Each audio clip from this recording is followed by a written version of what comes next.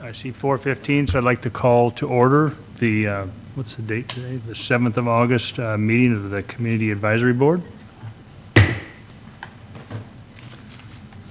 All right. Did everybody get a chance to read the agenda for this evening? And if we've read that and you agree with it, can I hear a motion to accept the agenda? So moved. Can I hear a second? I second. Okay, it is approved. Also need to approve the minutes for last week. What's that? Oh, could I, let's vote. Aye. Is unanimous, a unanimous vote to approve the agenda. Mr. Chairman, I move that we approve the minutes. Is there a second to that? I'll second that. Let's put it to a vote. Aye. Aye. Okay, passes, minutes pass. Now's the time for a public comment. I see no visitors. Is there any public comment online or any other media? Okay. Then we'll go on to item number 5. Looks like we have SRO Adamson here to give us a presentation. The floor is yours, Officer Adamson.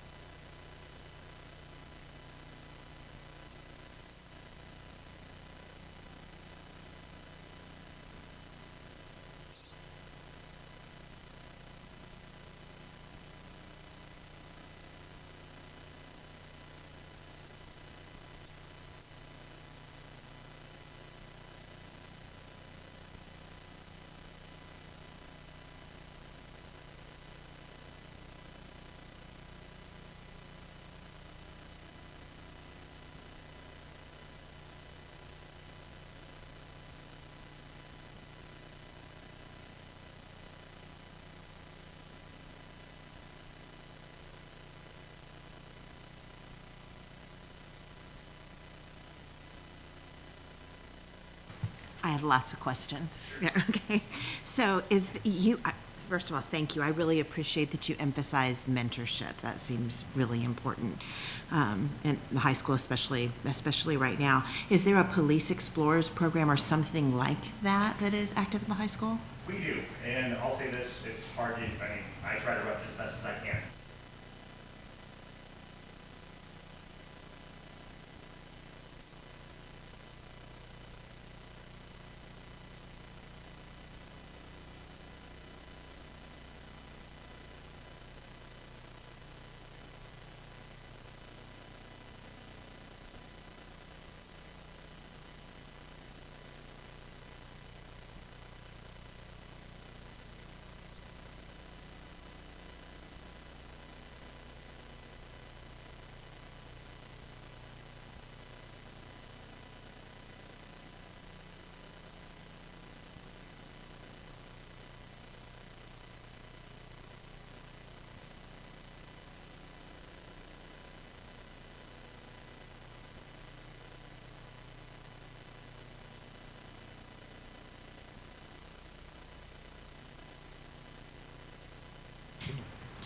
So are you you indicated that you're seeing shifts in mental health post-COVID.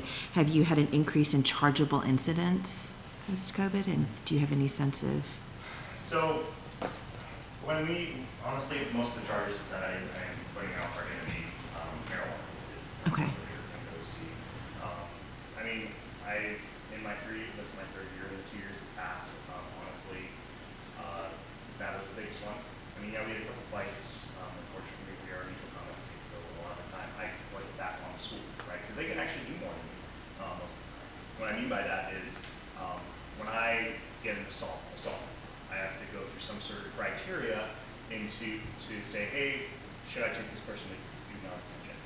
Most of the time, I don't reach that criteria. They do most of the time. It's going to be, hey, I'm dealing with felonious assault or some other felony that I'm dealing with. That's when juvenile usually steps in, or if it's a repeated offender, that's when I usually try to go to be with them. But most of the time, it's me typing a report, submitting it to the prosecutor, and then it goes to diversion usually. So we can get you a pull statistical information to let you know for the last 5 years where we're at on referrals for charges and all of that stuff on the from the school resource officer position. Yeah, I'd love to see that. Thank you. definitely. We can pull that data. Thank you. So do you have a good working relationship with Ryan's House? You were talking about. Brian's house. Yeah. So I have an individual named Nadine that I talk to frequently. Nadine is actually she's what's called our McKinney-Vento individual, which is anybody who's dealing with transitioning to homelessness or something of that nature where they're just lacking on some services. Usually I go through her to then go through Ryan's house, and she's really good at her job. She does have a lot of people for all the school district. I think I heard her number get up to like 350 cases, and it's just for one person. But yeah, she's the one that usually is, I talk to her, I get a lot of information from her, and then I also am the person putting to, hey, this person I found out they're just homeless, can you get them services? And sometimes it might just be, hey, I'm staying with a friend, and then I'm getting clothes from Nadine or something like that. But other times, yeah, she'll refer people to Ryan's house and everything like that. So I usually go through her to get to Ryan's house. So. I'm sorry, I have two more questions. No, I'm it's fine. monopolizing this. So you said that that you're on all of the campuses then. You are devoting most of your time to the high school, I would assume? High school and middle school. I feel like middle school I devote most of my law enforcement time to. The reason for that is we're dealing with a lot of shifting identities there, so they tend to act out a little bit more. So yeah, I'm at the high school most of the time. That's where my office is, interacting with students. But I try to devote my time to all the campuses. But that might just be me visiting really quick and saying, 15-minute visit, saying, hey, how you doing? Walk through the campus, then come back to the high school, or getting a call from the middle school. That's usually where when I go to the middle school. But middle school, high school is where I devote most of my time. All right, last question. So you mentioned autism, and you talked about sort of the constitutional issues with privacy for kids. Is there any role for the SRO in restraining kids with behavioral problems, so special needs kids? I mean, I know that's been an issue with the school district. Is there? So the only time that I will restrain an individual with autism is if it is a significant risk to everybody else, right? If I rely on paraeducators, they're individuals that work with teachers to assist the teachers in dealing with an individual with autism, or just in a class that is of lower cognitive skill. So say I roll up on a call where it's like, hey, kiddo's kind of going out of control, and I see 2 paraeducators doing a restraint, right? Doing right response, which is just basically doing holds that are not going to hurt the kid, right? That's the base thing. Like there's a little bit more into it, but right response is one of the things that the paraeducator get, and if they're doing it and they're being successful at it, I step back and I say, hey, what do you need? And then most of the time it's me documenting, just saying, hey, this is what happened. If someone has an injury, documenting that they has the injury, talk to them, see if they need medical care or anything like that. But yeah, the only time I usually step in is if I see like a significant deficiency where it's like one of the paraeducators is getting really hurt. I might have to step in to do a restraint. And that's usually when I step in. So it sounds like you're a last resort, essentially, for. I try to, right? That's why that mentorship thing is really big for me, right? I come from a background of dealing with individuals with autism. Like my mother is a teacher actually at Northwood Middle School. I volunteered my time before I became a police officer in her classroom, so I learned a lot from her on dealing with individuals with autism. So most of the time, they're the ones that built the relationship with the student. Like yes, I come in and most of the time, I get a good smile from them, a hug, a high five, or something like that. But they're the ones that know how, like their IEPs, and they know what they need. So I rely on them to get the job done, right? Yeah, I'll step in, I'll be like, hey, I see this is happening, everything okay? But most of the time, they can handle it. We have really competent staff in the school district, but I want to help if I can. But most of the time, it's going to be taking a step back and just saying, hey, do you need help? And if they say no, perfect, I'll be here if you need me. So. Thank you very much. I have a couple comments. First of all, great job, Officer Adamson. Thank you very much for being here. It was really informative, and we appreciate your time. Thing number 2 is I can speak for the entire school district and our 5,400 students, how much we appreciate the support of the SRO program, and Officer Adamson in particular. What he does for our schools and helps us be ready for emergencies is hard to put into numbers and words, and so it's just a hope for continued support of the entire program. We really use it a lot. I appreciate Thank it. you. Thank you. Any other questions? I have a random question. Is your position funded by the police, or is it like a dual funding, Yeah, the police and yeah. the school district? Yeah, I'll answer that. So, one, I'd like to say that the partnership with the school district and the city, and specifically the police department, is very valued, and we really appreciate that, and we look forward to growing that as we move forward. The position right now, as of the end of the school year for 2024, was funded 60% from the school district and 40% from the Oak Harbor Police Department budget. That ratio is changing to a 50-50 split, and that's to just accommodate some, school district has some funding needs, and we've been using Officer Adamson a little bit more, and so we feel like that's going to be a good ratio. I'll be honest, as we have looked at the needs in the school district, I think that there is a need for a second school resource officer, and I think the school district I know the superintendent would echo that, and it's just finding the financing to support that. The school resource officer position is very unique, and not every police officer is best fit for that position. We're in a very, I think we should really appreciate the time we're in right now, because we have Officer Adamson, and he's very passionate about the position. He has the right heart for the position, and he wants to serve the school district, the kids, and the police department really well, and he does a great job. So, we're excited that he's going to be able to be in this position for probably a 5-year term, which is what we're really looking for, and I think that brings a lot of connection for all the students as they grow up from, 8th grade through their graduation, so they're able to see just one consistent face there. And that helps settle things down and sets an expectation that hopefully will allow the school and the teachers to be able to go do their job more, because there's that consistent presence over that longer period of time. The past school resource officers have all done a fantastic job, but a lot of them have taken on other positions or promoted, and that's why that changeover happens. And it's just nice to have somebody in there that really is passionate about the position. And just like Brian said there, I hear it from the superintendent and the assistant superintendent and the principal at the schools, is that they're they think very highly of Officer Adamson, and we feel the same, that he is the right person for that position, and we're excited. So, yeah. Hopefully that answers your question. A little long-winded. Thank you, Chief. Yep. Any more questions for Officer Anderson? Okay, if there are no more questions, then looks like our next one is National Night Out. Is that the time for discussion? It is, yeah. So it's, we had National Night Out yesterday, and I really appreciate the. Thank you, Tyler. Yeah, thank you. Thanks, Tyler. I appreciate everybody from the CAB's attendance and participation, and really we're looking for some feedback. What was your input? What was your thoughts on it? What can we do better? And we're always trying to figure things out, so I'm looking for some input. All right, with that, we'll open it up to discussion or input for the chief.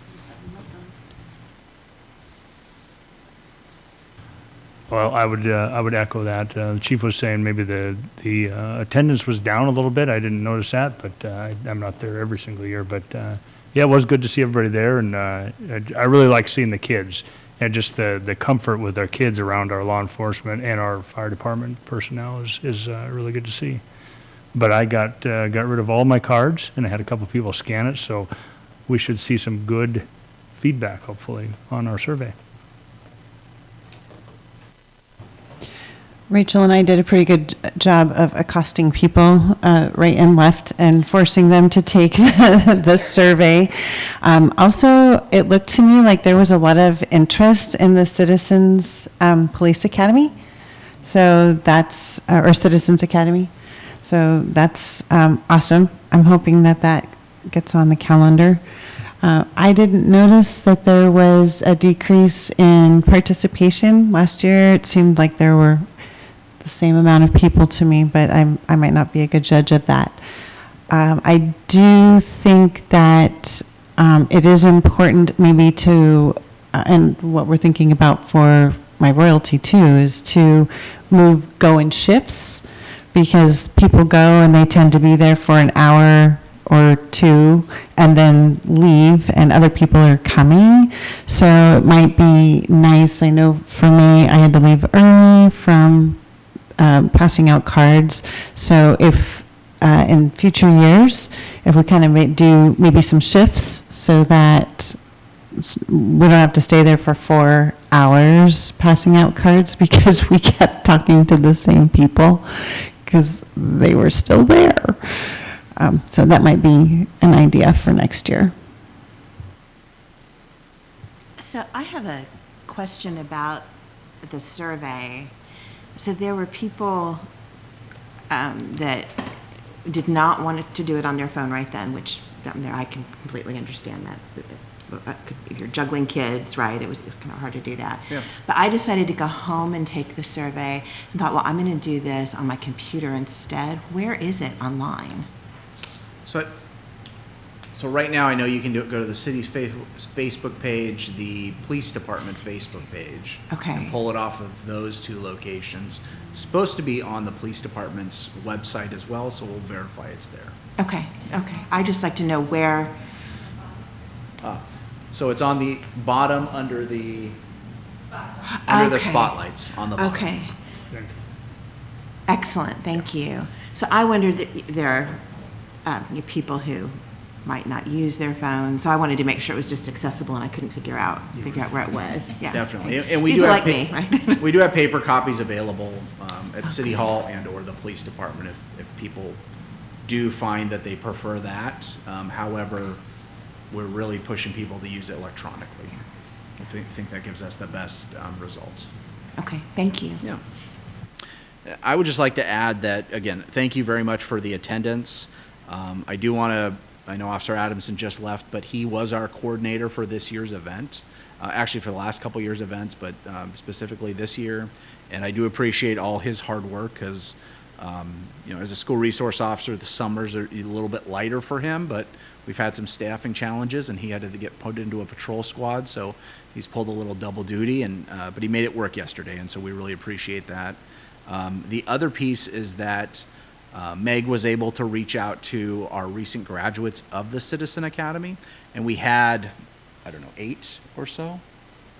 About 6. Okay, so about 6 of the graduates, so half at least, that attended and actually worked different events along with our police explorers. So that was a great opportunity for us to reach out a little bit more than we've done in the past and use not only our CAB, but our Citizen Academy graduates and our explorers to fill some of those different positions and talk to the community, which I know was a nexus for getting a lot of people to sign up for future Citizen Academy or information from the police department. So we're definitely going to look at that information and see when we can get a new Citizen Academy scheduled. So we're excited for that.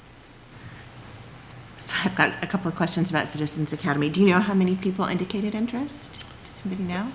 I didn't. At least 20, I would think. Okay. So- Can minors do that? So we do it at 18. Okay. So, yeah. Thank you. Yeah, I know we had considered doing it at 16, but we have a Police Explorer program and we'd rather push the younger kids to that area. So 18 and older.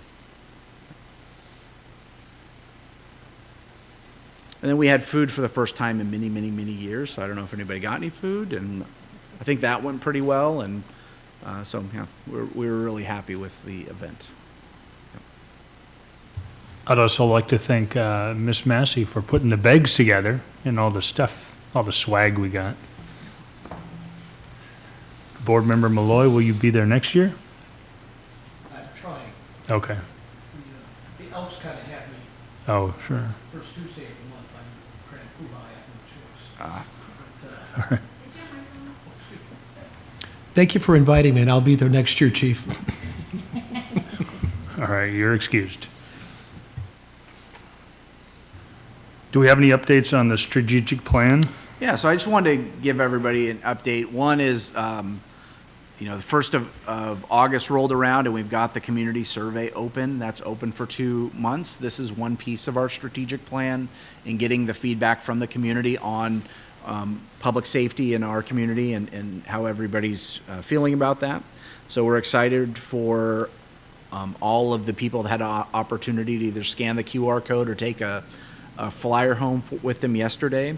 I know that with that strategic plan, or with the community survey, I am looking at probably doing a little doorbelling and just trying to get into some neighborhoods over the next few weeks and in September as well, and just trying to see if we can get as much feedback as possible. So if there is any interest in having some free time that want to partner up, let me know. With that, additionally, on that strategic plan, we have set 3 working group meetings within the police department. And those are looking at our mission, vision, values, looking at our main goals for the next 5 years, and talking with our staff about trying to identify where the direction we're having and getting some staff input on all of that. So we're really excited with the hope, with our goal of being having a product that we're going to bring back to CAB probably early October of what that would look like. So that meeting in October is when we should have that product, and then we'll take that to talk with you guys about it, and then release that strategic plan and inform City Council as well. But yeah, pretty excited. Any questions? No, thanks for the update. Okay. Next item, looks like we need to reschedule the November meeting. Is that something we should vote on to adjust that schedule? I would think so. What were the circumstances? It was explained to me one time, but So Tuesday night before is election night. That's right, And was election. going to be a city Yeah. council meeting, and they need to move their meeting to the following night, so it would conflict with our meeting Okay. time possibly. So if we could just pick another time or date for that month. okay. Or do you want to, or we don't have to do it? Yeah. Or you can decide that we just skip November as well, so if you want to take a month off. Any discussion on that? Well, I'm not sure about skipping if the goal is to get the information on the strategic plan to us in October. Maybe we don't want to skip November. That would be a big gap between. Yeah, that's my only thought. Mr. Chairman, can we kick some potential dates around right now? I think it's a perfect time for that.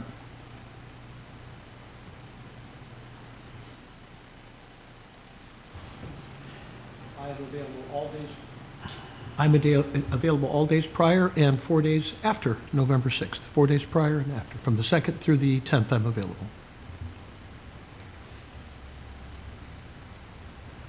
Does all our other members have the same availability? No, I don't, but what about, would it be possible to meet just a little bit earlier on that day? Because we just need to be done by 5:30? We need to be done by 5. I know that, Is the that room available before that? Or we can go to a different room. But we need to record. We can record with the owl. 3:30 Are you available? on the 6th? Yeah, earlier. Yes, absolutely. Okay. I'm free anytime through the 2nd through the 10th, so I just pick a time on the 6th, I'll be here. Any proposals for a new time on the 6th? Just say that again, we need to be done by 5? Okay. I propose 3:30. Great, any seconds on that? I second for a 3:30 start time on the November 6th. Okay, all those in favor? All right, let the record show, we're gonna meet at 3:30, November the 6th.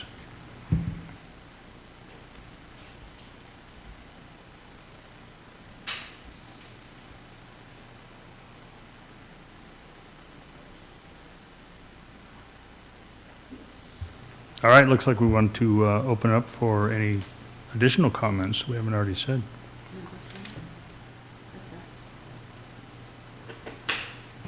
So I'd like to ask a general question.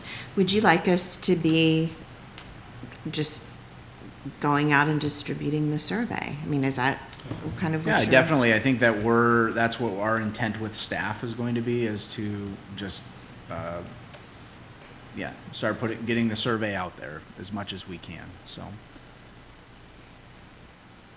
Yeah, so feel free, and if we're doing doorbelling or handing out in neighborhoods, letting us know where those neighborhoods are so we're not doubling up would be great. And I think we can all coordinate that through Meg, so.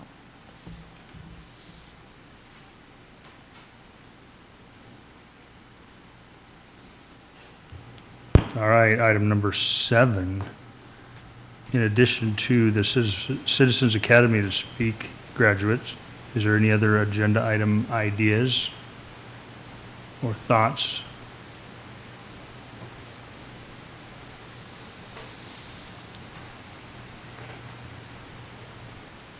Well, I know we're talking about the end of the year before Neighborhood Watch could be sort of reinvigorated, but I think having somebody talk to us about Neighborhood Watch might be a good idea.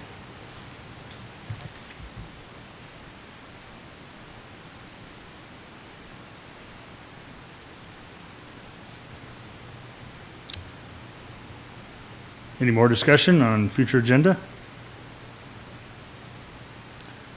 Hearing none, I will make a motion to adjourn the meeting. I second the motion for adjournment, Mr. Chairman. Thank you.